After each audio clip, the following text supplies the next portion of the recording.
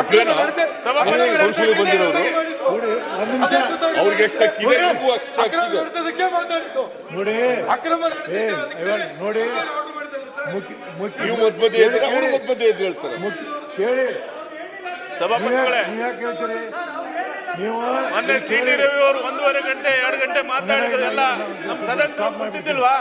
ಮುಖ್ಯಮಂತ್ರಿಗಳು, ರಾಜ್ಯದ ಮುಖ್ಯಮಂತ್ರಿಗಳು ಮಾತಾಡ್ಬೇಕಾದ್ರೆ ಮಾತಾಡುವಂತದ್ದು ಏನು ಅವಶ್ಯಕತೆ ಇದೆ ಅವರಿಗೆ? ಉತ್ತರ ಕೊಡ್ತಾ ಇದ್ದಾರೆ. ಎದಕ್ಕೆ ಹೇಳ್ತೀರಿ ನೀವು? ಎದಕ್ಕೆ ಹೇಳ್ತೀರಿ? ಮುಖ್ಯಮಂತ್ರಿಗಳು ಅಸಹಾಯಕರಾಗಿದ್ದಾರೆ, ಹಾಗಾಗಿ ಸಪೋರ್ಟ್ ರಾಜೀನಾಮೆ ಕೊಟ್ಟಿದ್ರೆ ಇವರು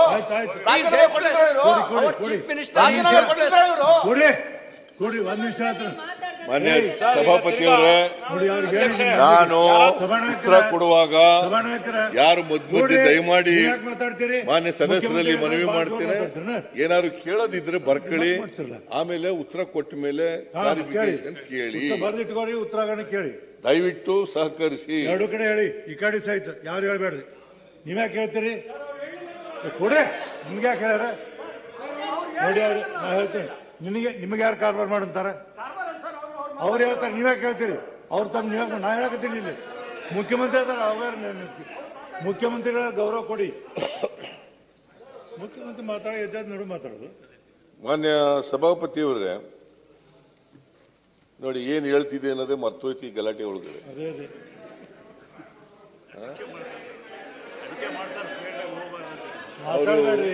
ಹಿಂಗೆಲ್ಲ ದಾರಿ ತಪ್ಪಲಿ ಅಂತಲೇನೆ ಮಧ್ಯ ಎದ್ದೇಳೋದು.